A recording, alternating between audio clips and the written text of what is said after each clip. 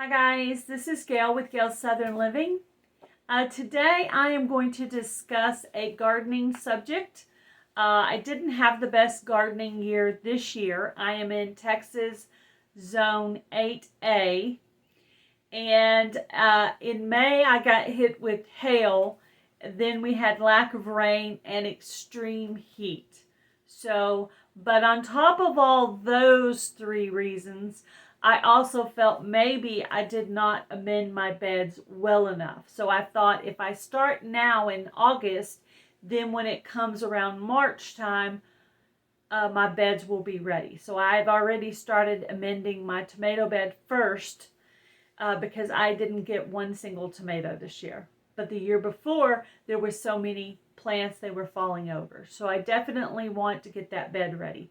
So the first thing I did was I added some chicken manure. Also, cow manure is good and rabbit manure is good. I don't have either of those.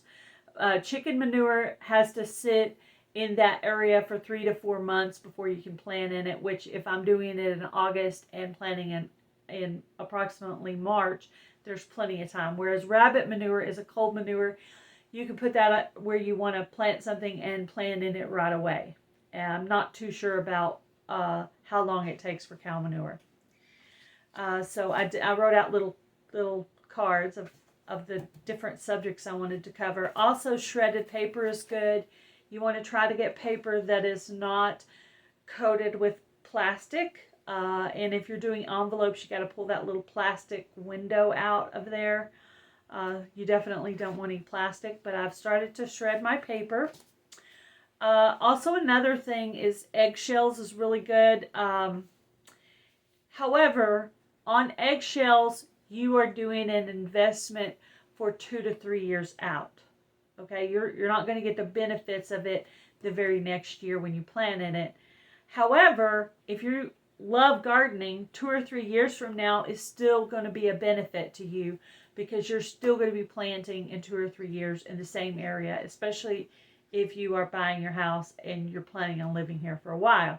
So you might as well go ahead and use the eggshells. It's going to be your investment for the future. So eggshells are good, but the benefit comes later on that. And basically it has to do with the molecules breaking down. So even putting it into a powder, really it just takes a specific amount of time. The MI Gardener explained it way better.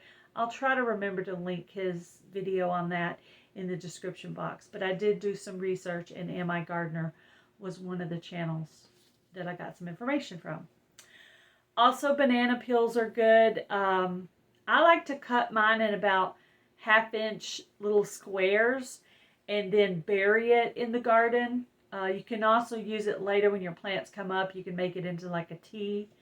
But I do bury the banana peels in the garden. So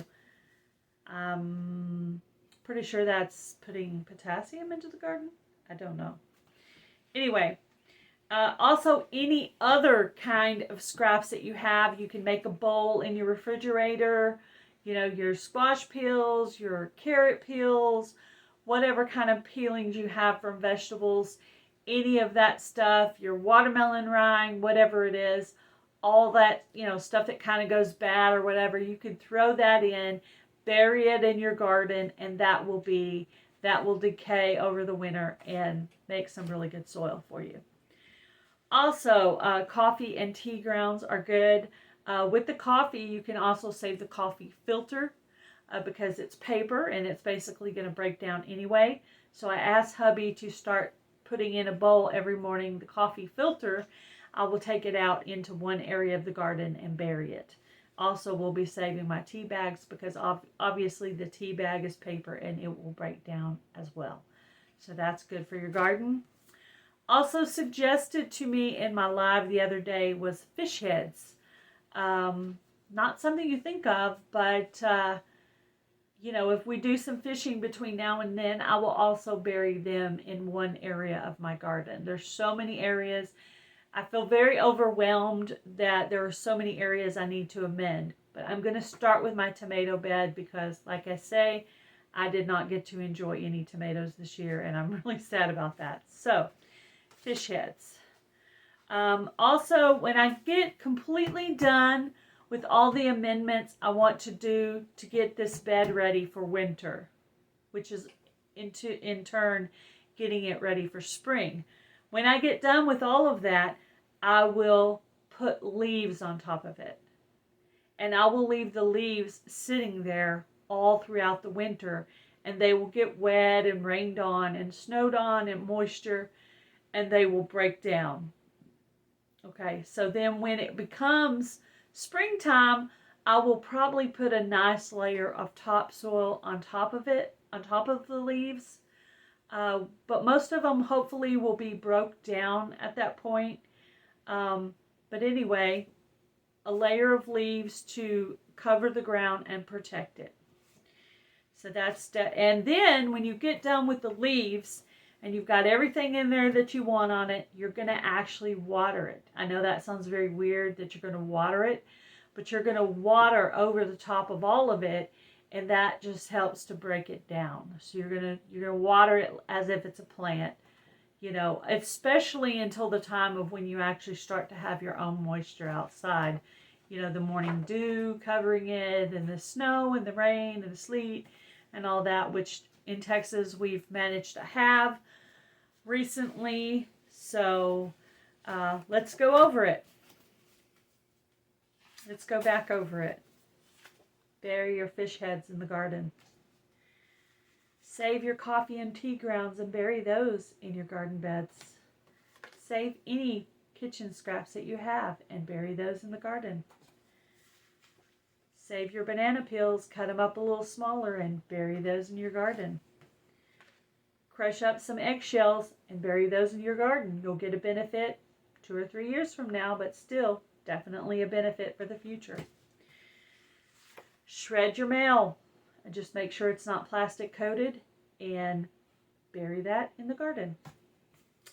Save your chicken manure, your rabbit manure, and your cow manure and put this into your garden, and that will make some nice rich soil. And when you're done with all of that and you've put all these things in here that you have available to you, cover it with leaves to protect your soil for next year.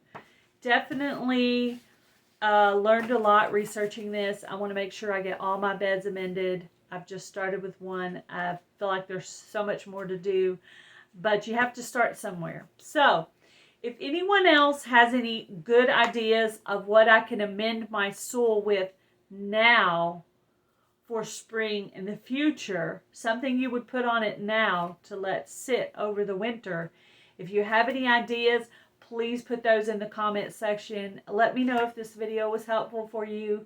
When I learn something, I try to teach it back to people. I had a little bit of trouble finding videos on it. Like I say, I did find one from M.I. Gardner, which I thought was helpful. But it was a little bit of a tough thing to search on YouTube. So I wanted to put out a video, hopefully to help someone else to amend their tomato bed. And hopefully I will have great success and I can, you know, have this video out there that, hey, this is what I did, and I can refer people to it. Not a perfect gardener, but I do try pretty hard. Like I said, Texas zone 8A, so it's pretty hot over here. May have to try to invest in some kind of a shade cloth. And I'm hoping for a way better gardening season for 2023. I hope you guys have a great day. Be blessed. Do something kind, guys. Bye.